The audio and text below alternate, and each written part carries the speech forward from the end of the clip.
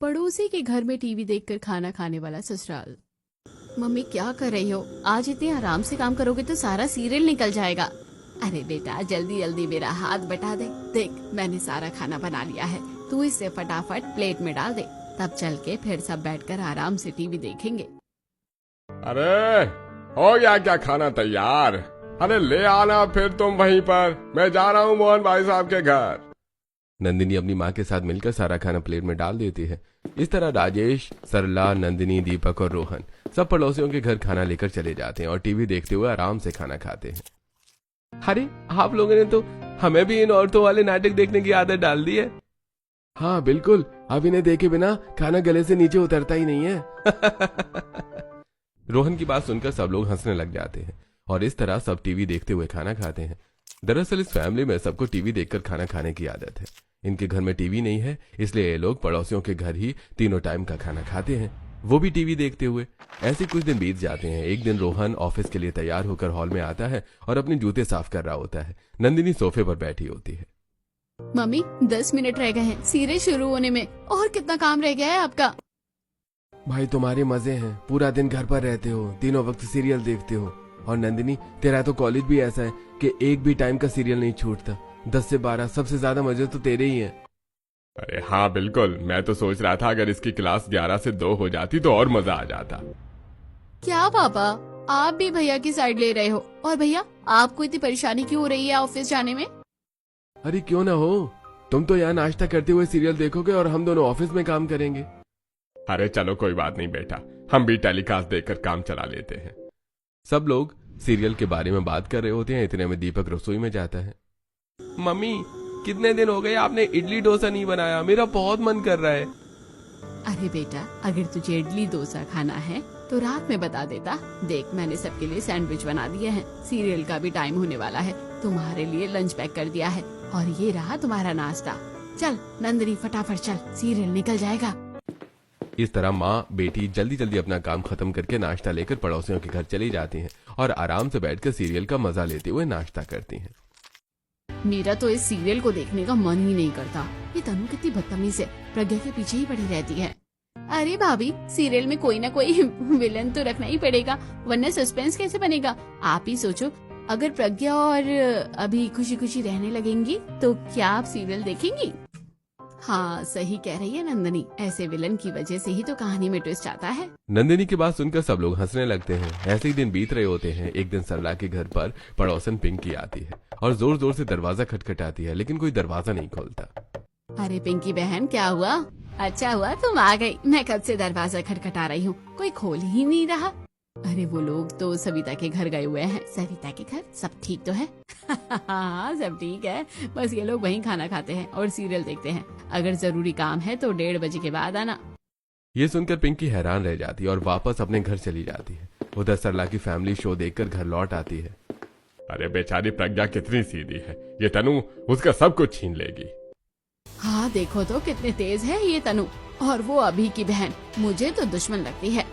उसकी बातें सुनकर नंदिनी हंसने लगती है। मम्मी पापा आप लोग भी ना सीरियल की बातों को असली समझ लेते हैं। इस तरह उनका पूरा दिन सीरियल में ही बीतता है। कुछ देर बाद पिंकी फिर से सरला के घर आती है। अरे आओ पिंकी बहन, आज कैसे आना हुआ? रहने दो, मैं दोपहर में 10 मिनट तक दरवाजे पर खड़ी रही, किसी ने दरवाजा नहीं खोला। अरे वो हम लोग सविता के घर गए थे। अच्छा इतना शौक है टीवी देखने का, तो अपने घर पर टीवी क्यों नहीं लगवा लेते? ये सुनकर सरला चुप हो जाती है। अच्छा मैं तो ये कहने आई थी कि कल एकादशी है, मैं कीर्तन करवाने वाली हूँ, तुम भी आ जाना। हाँ बिल्कुल, एकादशी तो भगवान का दिन होता है, तो ठीक है कल जरूर आना, और अपने ठाकुर जी को भी साथ ले आना। इतना कहकर पिंकी वहाँ से चली जाती है। मम्मी मेरे दोस्त की माँ है ना, उसके लिए इतना टेस्टी टेस्टी टिफिन पैक करती है कि खाने की खुशबू से ही मेरा भी मन कर जाता है, और आप रोजाना दाल चावल छोले चावल पैक करके भेज देती हो। कुछ अच्छा सा बनाया करो ना। अरे बेटा ये खाना बनाकर दे रही है ना, वही बड़ी बात है, खा ले चुपचाप। रोहन की बात सुनकर सब लोग हंसने लग जाते हैं। तभी राजेश हॉल में आता है। अरे सुनो सरला, गांव से भाई साहब का फोन आया था। वो रोहन के लिए जो लड़की पसंद की थी ना, कह रहे हैं कि उनकी रजामंदी है रिश्ते के लिए। बताओ अब क्या जवाब दूं उन्हें? देखो लड़की का फोटो भी भेजा है। राजेश सभी घर वालों को लड़की का फोटो दिखाता है। भैया लड़की तो सच में बहुत प्यारी है। पापा मैं कहती हूँ आप हाँ कर दो, कितनी खूबसूरत लग रही है और क्वालिफिकेशन भी कितनी अच्छी है। अगर जॉब करना चाहेगी तो वो भी कर लेगी। क्यों भैया, आपकी क्या राय है? हाँ बेटा, हमारा क्या है, हमें अच्छी लगे तो तुम अपनी बताओ। मम्मी पापा आपको जैसा ठीक लगे, वैसे लड़की ठीक है, आप हाँ कर दो। रोहन के मुंह से हाँ सुनकर घर में खुशी की लहर दौड़ जाती है। राजेश अपने भाई को फोन करके बता देता है कि उन्हें रिश्ता मंजूर है और लड़की वाले उन्हें अगले रविवार को बुलाते हैं। ऐसे ही बीच के दिन बीत जाते हैं। अच्छा हुआ लड़की वालों ने हमें रविवार को बुलाया है। रविवार को दोपहर में कोई सीरियल आता ही नहीं है। सुबह वाला हम देख कर जाएंगे और शाम वाला आकर देख लेंगे। अरे ये बात तो मैंने सोची ही नहीं। चले एक काम करते हैं, सुबह के लिए सारी सब्जी काट कर अभी रख देते हैं। अरे सारी सब्जी तुम उधर ही ले चलो, सविता के घर टीवी देखते हुए काट लेना। हाँ, और भाभी के लिए जो सामान भेजोगे ना शगुन का, वो मैं वहीं बैठकर पैक कर दूंगी। हाँ ये भी ठीक रहेगा, टीवी देखते देखते कितने काम निपट जाएंगे। दोपहर में ये लोग खाने के साथ साथ घर के छोटे मोटे काम जैसे सब्जी काटना और गिफ्ट पैक करना सब कुछ पड़ोसियों के घर ले जाते हैं और टीवी देखते हुए एंजॉय करते हैं। टीवी के साथ तो खाना खाने और काम करने का पता ही नहीं लगता। देखो 2 घंटे का महा एपिसोड था, कब 2 घंटे बीत गए पता ही नहीं चला। और अगर घर में रहते तो पूरा दिन पहाड़ जैसा लगता। हाँ चाची, ये तो सही कह रही हो आप। टीवी के बिना तो दिन कटना मुश्किल है। टीवी के बिना तो दिन काटना मुश्किल हो जाता है। अरे भाभी, तभी तो तीनों टाइम हम आपके घर ही बैठे रहते हैं। नंदिनी की बात सुनकर सब लोग मुस्कुरा देते हैं। ऐसे ही शनिवार के बाद रविवार आता है। घर में लड़की वालों के यहाँ जाने की तैयारी चल रही होती है। इतने में राजेश तैयार होकर आता है। अरे भाई सरला, बाकी काम बाद में कर लेना। देखो कुंडली भाग्य शुरू हो गया है। आज छोटा सा एपिसोड आएगा, पहले नाश्ते के साथ उसे देख लेते हैं। क्या बाबा, आप भी बच्चों की तरह कर रहे हैं? आपको मेरे लड़की देखने का एक्साइटमेंट कम और सीरियल का शौक ज्यादा चढ़ा हुआ है। आप एक काम करो, जाने दो, कोई कहीं नहीं जा रहा है, आप लोग सीरियल देख लो। अरे इतनी सी बात पर क्यों गुस्सा हो रहा है? वहाँ भी तो बैठकर देखेंगे ना। अगर टीवी देखते हुए खा लेंगे तो क्या हो जाएगा? और नहीं तो क्या। लो, मैंने सबके लिए प्लेट लगा दी है, फटाफट नाश्ता करके आते हैं, उसके बाद बाकी काम करके चलेंगे। रोहन घर वालों की इस आदत से बहुत परेशान है। वो खुद बहुत कम टीवी देखता है, लेकिन घर में कोई उसकी बात नहीं मानता। सब लोग अपना अपना नाश्ता उठाकर सीधे सविता के घर पहुंच जाते हैं और वहीं टीवी देखते हुए खाने का आनंद लेते हैं। थोड़ी देर बाद ये लोग वापस आकर लड़की वालों के घर जाने की तैयारी करते हैं और सीधे पहुंच जाते हैं। वहां लड़की वाले इनका अच्छे से स्वागत करते हैं। सब बैठते हैं, चाय पानी होता है। भाभी कहाँ है? भाभी को तो बुलवाइए। हाँ बेटा, अभी बुलवाती हूँ, वो रसोई में होगी। रेखा ऋतु को आवाज लगाती है। नमस्ते। ऋतु सबको हाथ जोड़कर नमस्ते करती है। सरला उसे प्यार से अपने पास बिठा लेती है। सच में रेखा जी, आपकी बच्ची बहुत प्यारी है। मैंने बिल्कुल ऐसे ही भाव मांगे थे भगवान से अपने बेटे के लिए। हाँ देखो तो साथ में दोनों कितने प्यारे लगेंगे, किसी की नजर न लगे। सब लोगों को ऋतु बहुत पसंद आती है। नंदिनी ऋतु और रोहन की बहुत सारी पिक्चर्स क्लिक करती है। ऐसे ही सब लोग बैठकर बातचीत कर रहे होते हैं। तभी सरला का ध्यान अचानक दीवार पर लगी घड़ी पर जाता है। घड़ी में 7 बजने में 15 मिनट रह रहे होते हैं। अजी और कितना टाइम लगेगा? सारी चीजें तो हो गई हैं, शगुन भी दे दिया है, खाना भी खिला दिया है। अब जल्दी ना, खाना भी खा लिया है, अब जल्दी चलो ना। देखो 7 बजने वाले हैं, फिर सीरियल शुरू हो जाएगा और ये वाला टेलीकास्ट तो दिखेगा भी नहीं। हाँ मैं अभी कहता हूँ। सरला की बात सुनकर राजेश तुरंत बोल पड़ता है। अच्छा जी बहन जी, अब हमें इजाजत दीजिए, हम चलते हैं। अरे ऐसे कैसे, अभी तो सब लोग बैठकर बातें ही कर रहे हैं। अरे बातें तो होती रहेंगी, वो क्या है ना, 7 बजने वाले हैं, फिर घर पर भी कोई नहीं है, रात हो जाएगी, ट्रैफिक भी हो जाता है। इस तरह राजेश सीरियल देखने की वजह से बहाने बनाने लगता है। ये सुनकर नंदिनी भी खुश हो जाती है, लेकिन रोहन को मन ही मन गुस्सा आता है। ये लोग तो किसी दिन मेरी बेइज्जती करा देंगे इस सीरियल के चक्कर में। रिश्तेदारों के घर में भी भागने की बात कर रहे हैं, क्या होगा मेरे परिवार का? रोहन बेचारा मनी मनी ये सब सोचता रहता है। इतने में उसके मम्मी पापा लड़की वालों से विदा लेकर कार में बैठ जाते हैं। भैया थोड़ा तेज चलना, हमारा सीरियल शुरू होने वाला है। अरे चलो, आज तो मैं भी सीरियल देखूंगा। वैसे नंदिनी का एक फायदा है, मुझे ये अपडेट कर देती है। अब मुझे भी बताया कि आज नताशा ने प्रज्ञा के लिए ट्रैप बिछा रखा है। इस तरह पूरी फैमिली सीरियल की बातें करते हुए घर पहुंच जाती है और बिना कपड़े बदले सीधे सविता के घर पहुंच जाती है। अरे बड़ी जल्दी आ गए आप लोग। लड़की कैसी लगी, क्या बात हुई, शादी की कोई डेट फिक्स हुई? सविता उनसे बातें करने लगती है, लेकिन उनका पूरा ध्यान सीरियल में होता है। मम्मी इन्हें डिस्टर्ब मत करो, इनका ध्यान आपकी बातों में नहीं है। पहले सीरियल देखेंगे, उसके बाद ही आपको सब बताएंगे। सरला की पूरी फैमिली टीवी में इस तरह खो जाती है जैसे वही उनकी असली दुनिया हो। थोड़ी देर बाद सीरियल खत्म होता है। हाँ सविता बहन, ये क्या कह रही थी तुम? अरे लड़की तो बहुत प्यारी है और सबको बहुत पसंद आई है। उसके माँ बाप भी बहुत अच्छे हैं। हम तो अगले महीने ही शादी की डेट फिक्स करके आए हैं। इस तरह थोड़ी देर बात करने के बाद सरला अपने पूरे परिवार के साथ घर आ जाती है। ऐसे ही कुछ दिन बीत जाते हैं। धीरे धीरे शादी का दिन नजदीक आता है, लेकिन घर पर कोई खास तैयारी नहीं हुई होती। आप लोगों को टीवी देखने से फुर्सत मिल गई हो तो थोड़ी तैयारी के बारे में भी सोच लो। हाँ, मैं सोच रहा था घर में पेंट करवा दूं। इतनी जल्दी शादी फिक्स कर दी और अभी तक कोई तैयारी नहीं है। रोहन की बात सुनकर दीपक हंसने लगता है। अरे भैया, आपकी शादी है इसलिए आपको टेंशन हो रही है, हम तो बिल्कुल शांत हैं।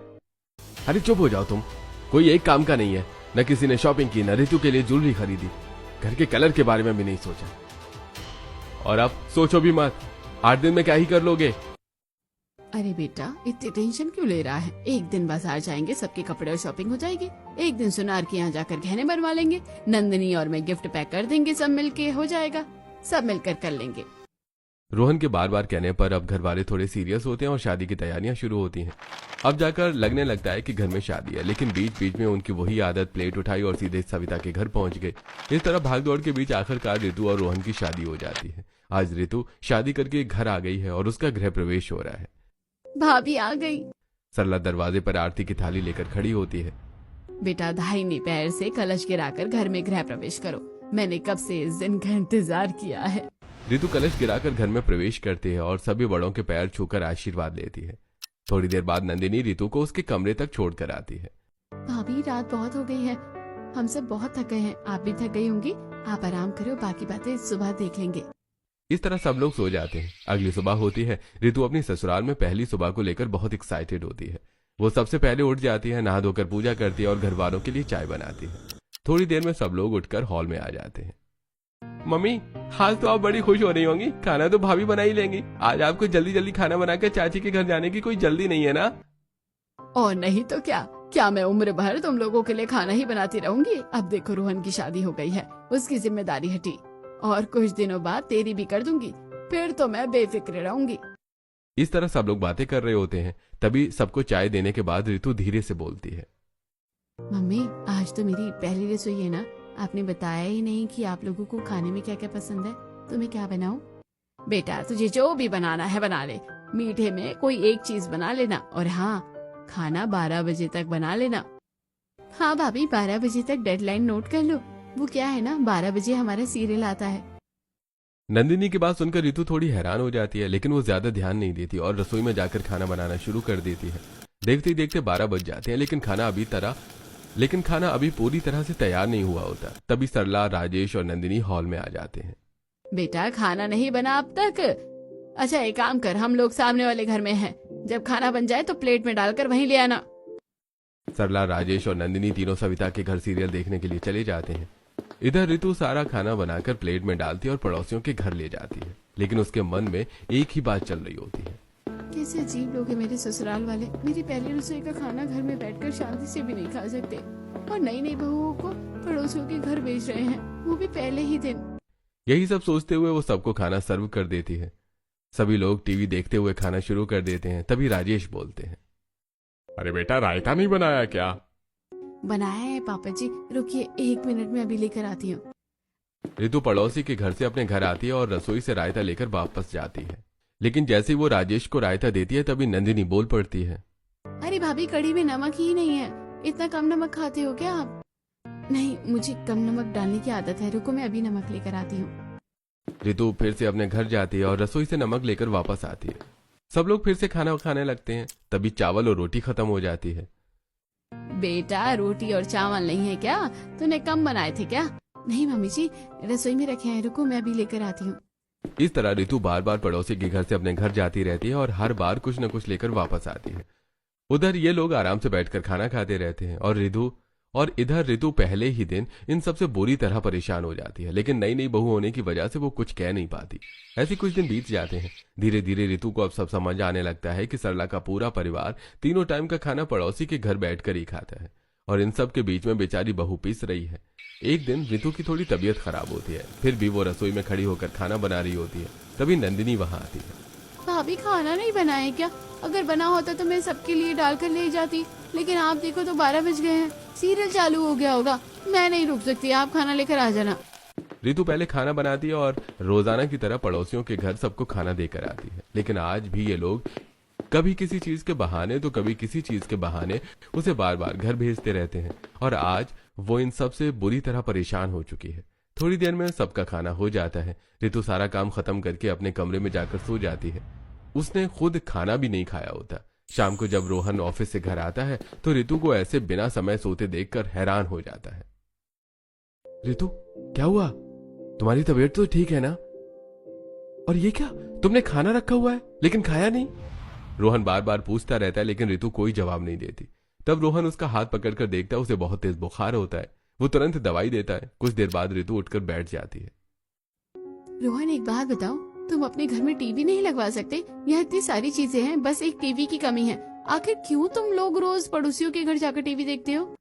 यार तुम ये सब छोड़ो, तुम्हारी तबीयत खराब है, पहले खाना खा लो और आराम करो। रोहन उसकी बात को टालने की कोशिश करता है लेकिन अब रितु सब समझ चुकी होती है। एक दिन सभी लोग हॉल में बैठे होते हैं, तभी रितु फिर से बात उठाती है। मम्मी पापा, आप लोग रोज पड़ोसियों के घर जाकर टीवी देखते हो, आपको बुरा नहीं लगता है क्या? और मेरे पापा ने दहेज में मुझे पूरा 42 इंच का टीवी दिया है, आप उसे हॉल में लगवा दो। रितु की बात सुनकर सब चुप हो जाते हैं लेकिन आज रितु जवाब चाहती है। रोहन, अगर तुमने मुझे सही वजह नहीं बताई कि तुम लोग पड़ोसियों के घर टीवी देखने क्यों जाते हो और घर पर टीवी क्यों नहीं लगाते, तो मैं खाना नहीं खाऊंगी और अपने मायके चली जाऊंगी। अब रोहन के पास कोई रास्ता नहीं बचता, वो सच्चाई बताने लगता है। आपका एक नहीं, दोनों बच्चे क्लास में फेल हुए हैं। इनकी परफॉर्मेंस बिल्कुल डाउन है। कैसे पेरेंट्स हो आप? इन पर बिल्कुल ध्यान नहीं देते। अगर ऐसा ही रहा तो आपके बच्चे कभी कामयाब नहीं हो पाएंगे। दरअसल नंदिनी और दीपक एक ही क्लास में फेल हो गए थे। पेरेंट्स मीटिंग में टीचर ने सरला और राजेश को खूब सुनाया। घर आने पर दोनों उदास बैठे होते हैं, तभी राजेश गुस्से में बोलते हैं, ये सारे फसाद की जड़ टीवी है। तुम अपने बच्चों को क्या समझाओगी? हाँ, खुद भी दिन भर टीवी देखती रहती हो। मैं आज इस टीवी को घर से हटवा दूंगा और जब तक ये बच्चे पढ़ाई पर ध्यान नहीं देंगे इस घर में कोई भी टीवी का नाम नहीं लेगा। इस तरह नंदिनी और दीपक की पढ़ाई की वजह से राजेश घर से टीवी हटवा देते हैं, लेकिन सरला और राजेश की टीवी देखने की आदत जाती नहीं। जब बच्चे स्कूल जाते तो ये लोग खाना बनाकर सविता के घर जाकर टीवी देखते और यहीं से ये आदत बन गई। रितु, अब तुम्हें समझ आ गया होगा ना कि हमारे घर में टीवी क्यों नहीं है? लेकिन अब तो नंदिनी और दीपक की पढ़ाई पूरी हो गई है, वो दोनों अपना काम करते हैं, अब तो टीवी लगवा सकते हो ना? मैं पापा से बोलकर टीवी जरूर लगवाऊंगी। रितु बार बार टीवी लगवाने की बात करती है लेकिन कोई भी उसकी बात का जवाब नहीं देता और हर दिन की तरह खाना लेकर सविता के घर चले जाते हैं। एक दिन रितु अपने कमरे में बैठी सोच रही होती है, तभी उसे याद आता है कि कपड़े बालकनी में सूख रहे हैं और मौसम बारिश का है। वो तुरंत बालकनी में जाती है और तभी उसे निकिता और उसकी सास सविता की आवाज सुनाई देती है। मम्मी, ये सारे सामान समेट दो और खाना खा लो, फिर चाची की पूरी फैमिली आ जाएगी टीवी देखने। पता नहीं कैसे लोग हैं, रोज आ जाते हैं मुंह उठाकर। अरे बेटा, क्या बताऊं, सालों से यही सिलसिला चलता आ रहा है। ये भी नहीं देखते कि किसी की प्राइवेसी डिस्टर्ब होती है, हर चीज की भी हद होती है। अब तो अपने घर में टीवी लगवा ही ले, बच्चे भी बड़े हो गए हैं। ये बातें सुनकर रितु को बहुत बुरा लगता है। वो जाकर सारी बातें सरला को बताती है। ऐसा हो ही नहीं सकता सविता बहन, हमारी बुराई नहीं कर सकती, ऐसा नहीं हो सकता है। सविता बहन हमारी बुराई नहीं कर सकती है, हम सालों से उनके घर जा रहे हैं, उन्होंने आज तक हमें देखकर मुंह नहीं बनाया। हाँ भाभी, निकिता भाभी तो हमें जाते ही चाय ऑफर करती है, आपको जरूर कोई गलतफहमी हुई होगी। रितु बहुत समझाने की कोशिश करती है लेकिन सब उसे ही गलत ठहरा देते हैं और हमेशा की तरह खाना लेकर सविता के घर चले जाते हैं। ऐसे कुछ दिन बीतते हैं। रितु रोज रोज के चक्कर से परेशान हो जाती है। एक दिन जब घर वाले बाहर गए होते हैं तब निकिता रितु के पास आती है। दोनों बैठकर बातें ही कर रही होती हैं। यार, मेरे तो पैरों में दर्द हो गया है, पता नहीं दिन में कितने चक्कर लगाती हूँ तुम्हारे घर और अपने घर के बीच। हाँ ये तो है, लेकिन क्या कर सकते हैं, अगर तुम मेरी मदद करो तो कुछ हो सकता है। दोनों मिलकर एक प्लान बनाती हैं। थोड़ी देर बाद घर वाले वापस आ जाते हैं। मम्मी कितने सही टाइम पर आए हैं, देखो 7 बजने वाले हैं, सीरियल शुरू होने वाला है, चलो जल्दी। सरला, नंदिनी और राजेश अपना सारा काम छोड़कर सविता के घर चले जाते हैं और हर बार की तरह रितु को खाना लाने का ऑर्डर दे जाते हैं। बहू, बहुत भूख लगी है, 5 मिनट के अंदर खाना लेकर आ जाना, तुम्हें पता है ना हमें टीवी के सामने ही खाना खाना है। रितु भी हाँ में हाँ मिलाती है और खाना लेकर सविता के घर चली जाती है। सब लोग आराम से खाना खाते हैं और फिर अपने घर लौट आते हैं। रात हो जाती है, सब सो जाते हैं। अगली सुबह सविता जोर जोर से रो रही होती है। उसकी आवाज सुनकर सरला और पूरा परिवार भागकर उसके घर पहुंचता है। क्या हुआ सविता, तुम ऐसे क्यों रो रही हो? अरे कोई मुझे बताएगा।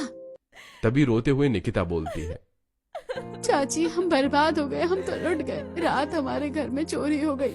मेरी सोने की अंगूठी, डायमंड का हार, कुछ भी नहीं मिल रहा। निकिता की बात सुनकर राजेश हैरान हो जाते हैं। अरे ऐसा कैसे हो सकता है? हमारे मोहल्ले में तो आज तक कोई चोर आया ही नहीं। यहाँ कभी चोरी नहीं हुई। हाँ पापा, आप बिल्कुल सही कह रहे हैं। भाभी आप एक बार अच्छे से देख लो, हो सकता है चीजें यहीं कहीं रखी हों। मैंने पूरा घर उलट पुलट कर दिया है, कहीं कुछ नहीं मिला। सविता का पूरा घर बिखरा पड़ा होता है। तभी पूनम उसे समझाते हुए बोलती है, सविता तुम रोना बंद करो, थोड़ा होश में आओ और एक बार अच्छे से देख लो। ये कोई 2-4 हजार की बात नहीं है। अगर नहीं मिला तो पुलिस में शिकायत करना। दूध का दूध, पानी का पानी हो जाएगा। पूनम सही कह रही है। ये भी देखो कि तुम्हारे घर में कल कौन कौन आया था। आखिर ऐसे कैसे चीजें गायब हो सकती है? पिंकी की बात सुनकर सविता सोच में पड़ जाती है। घर में तो कोई भी नहीं आता, बस सरला बहन और इनका परिवार आता है टीवी देखने। इसके अलावा तो कोई नहीं आता। ये सुनकर सरला और उसका पूरा परिवार घबरा जाता है। बात कुछ भी हो सकती है, मैं तो बस कह रही हूँ एक बार अच्छे से जांच कर लो, वरना पुलिस में शिकायत कर देना। पिंकी की बात सुनकर माहौल और भी भारी हो जाता है। भाभी आप एक बार फिर अच्छे से देख लो, हम लोग अपने घर जा रहे हैं। अगर उसके बाद भी गहने नहीं मिले तो मैं खुद पुलिस में शिकायत करूंगा। ये कहकर रोहन और उसका परिवार अपने घर आ जाता है। बाकी पड़ोसी भी लौट जाते हैं। घर पहुंचते ही रितु गुस्से में बोल पड़ती है, मम्मी पापा, मैंने आपको कितनी बार समझाया था कि चाची आप लोगों को देखकर खुश नहीं होती है। आज देख लिया ना नतीजा। अगर चोरी का इल्जाम हमारे सिर पर आ गया तो हम क्या करेंगे? 8 लाख के गहने कहाँ से देंगे? बेटा वो तो सीधा सीधा हमारा ही नाम ले रही थी। अरे लेंगे ही ना, हम ही तो जाते हैं उनके घर और टीवी भी वहीं देखते हैं। हे भगवान, माता रानी हमारे सिर से ही इल्जाम हटा दो, हम अपने घर में ही टीवी लगवा लेंगे। सरला मंदिर में जाकर बैठ जाती है। पूरा परिवार परेशान होता है। राजेश इधर उधर टहल रहे होते हैं। चाची ने ऐसा कैसे कह दिया? लेकिन बात भी तो सही है, उनका डायमंड नेकलेस था। अगर हम पर इल्जाम आ गया तो हम तो बिना मरे मर जाएंगे। नंदिनी की बात सुनकर राजेश फैसला लेते हैं, आज से कोई भी सविता के घर नहीं जाएगा। मैं अभी टीवी लगवाने वाले को बुलाता हूँ, बस किसी तरह उनका सामान मिल जाए। ये सब सुनकर रितु मनी मन खुश हो जाती है। वो अपने कमरे में जाकर निकिता को फोन करती है। निकिता, जैसा हमने सोचा था बिल्कुल वैसा ही हुआ। पापा ने टीवी लगवाने वाले को बुला लिया है। अब तुम एक काम करो, चाची को हमारे घर भेज दो ताकि सबकी टेंशन खत्म हो जाए। दरअसल रितु ने निकिता के साथ मिलकर ये पूरा प्लान बनाया था, क्योंकि उसके ससुराल वाले समझने को तैयार ही नहीं थे और वो रोज रोज परेशान हो चुकी थी। ठीक है, ज्यादा परेशान नहीं करते, मैं अभी मम्मी को भेजती हूँ। इतना कहकर निकिता फोन रख देती है और सविता को सरला के घर भेज देती है। अरे बहन जी, भगवान का लाख लाख शुक्र है मेरी बहू के गहने मिल गए, वरना मैं तो बर्बाद हो जाती। वो तो उसके दहेज के थे, उसकी माँ भी मुझे ही दोष दे रही थी। ये सुनकर सरला और उसका पूरा परिवार राहत की सांस लेता है और भगवान को धन्यवाद करता है। उधर राजेश टीवी लगवाने वाले को बुला चुके होते हैं। थोड़ी देर में घर में टीवी लग जाता है। बहन जी, अच्छा हुआ तुम्हारे गहने मिल गए, भगवान का लाख लाख शुक्र है। इस तरह थोड़ी देर बातें करने के बाद सविता अपने घर चली जाती है और उसके जाने के बाद रितु कहती है, वैसे मम्मी जी, अगर उनके गहने ना मिलते तो चोरी का इल्जाम हमारे सिर पर आ जाता। ये तो अच्छी बात है कि गहने घर में ही गुम हुए थे, इसलिए मैं आप लोगों को कहती थी कि किसी के घर इतना जाना ठीक नहीं है। हाँ बेटी, मुझे तेरी बात समझ आ गई है, इसलिए ही तो आज टीवी लगवा दिया है। आज से किसी को कहीं नहीं जाना पड़ेगा, सब अपने घर में टीवी देखेंगे। लेकिन हाँ, डिसिप्लिन में टीवी 1 बजे से पहले दिन में कोई नहीं चलाएगा। दोपहर में 2 घंटा और रात का 2 घंटा। सरला की बात सुनकर सब लोग हंसने लगते हैं और घर में नया टीवी लगते हुए देखकर रितु बहुत खुश हो जाती है। सो moral of the story is, दूसरों पर निर्भर रहने की आदत कभी कभी आपको मुसीबत में डाल सकती है।